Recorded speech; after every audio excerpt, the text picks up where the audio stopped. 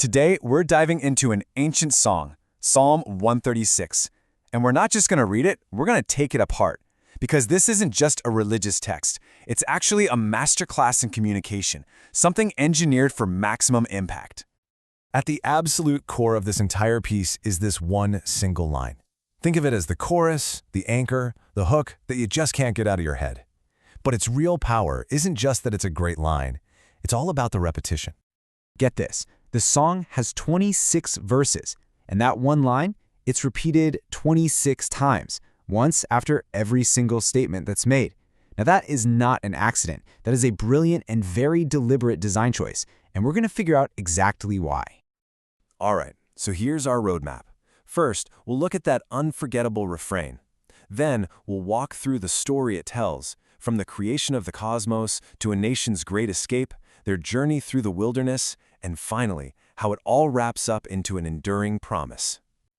Okay, first up, let's just tackle the most obvious thing about this psalm, its structure. I mean, it's impossible to ignore, and that's exactly the point. So this is the big question, isn't it? Why do I do it? Is it just for emphasis, like hitting a drum over and over? Or is there something, a little more sophisticated going on? Turns out, it's not just about making a point. It's about creating a shared experience.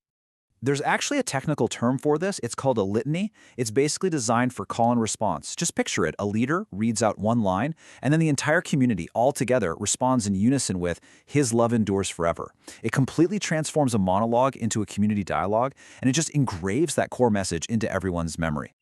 So now that we kind of get the how of this song's structure, let's explore the what. And it doesn't start small, oh no. It starts with the biggest picture you can possibly imagine, the creation of the entire universe. The opening line really sets the stage. It's a call to give thanks to this ultimate source of all great wonders. And what's the immediate response from the people? His love endures forever. Right away, that refrain connects this huge cosmic power to a very personal, constant truth. Now this is a cool detail. Notice the phrase, by his understanding. This isn't just about raw power. It's about wisdom, about skill, about intelligent design. The making of the heavens is framed as this act of profound thought. So, from the sky, we move down to the earth, grounded on these ancient waters. Each one of these steps in building the cosmos is laid out as its own incredible, awe-inspiring act, and each one is immediately followed by that steady, grounding refrain. And finally, we get the lights that govern day and night. The psalm paints this picture of a really well-ordered, intentional universe. And every single one of these huge, universal acts of creation is instantly anchored by that personal, unwavering truth.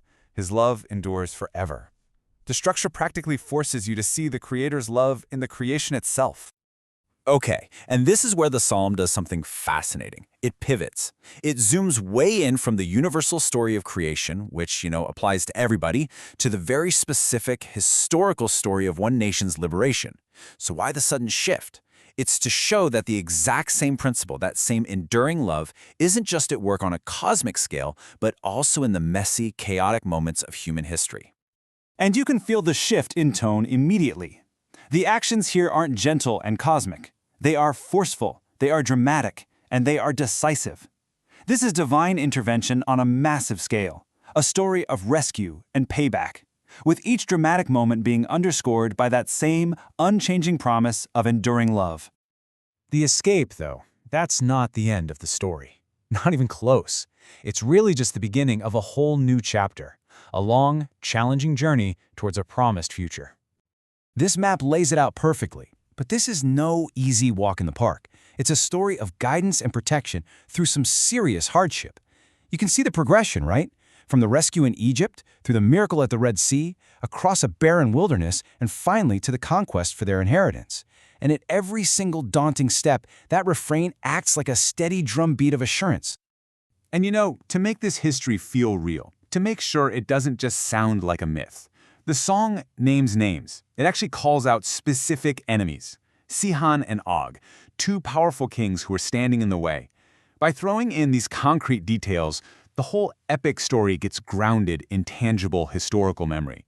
And here we have it, the culmination of that entire historical saga, the journey, the battles, the hardship. It was all leading here to the fulfillment of a promise. The land is given as an inheritance, which frames it not just as a prize that was won, but as a gift that was received. Now, in this final section, the psalm masterfully zooms back out again. It moves from the specific history of one nation to this much broader statement about God's character and ongoing care, connecting everything from the past to the present. See the shift here? It's not just about Israel's enemies anymore. It's our enemies. It's about being remembered in our low estate. I mean, that's something anyone can relate to. And then it expands to the ultimate universal statement. He gives food to every creature. The same God who parted the Red Sea is now presented as the one who sustains all of life. So, the song ends exactly where it began, with a call to give thanks. But now, that call is loaded with the weight of the entire story we just heard, from the creation of the stars to the daily provision of food.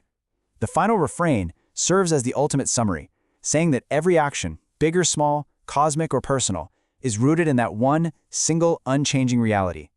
Which kind of leaves us with a final thought. This ancient song was built on a refrain that defined a community's understanding of their past, the present, and their future.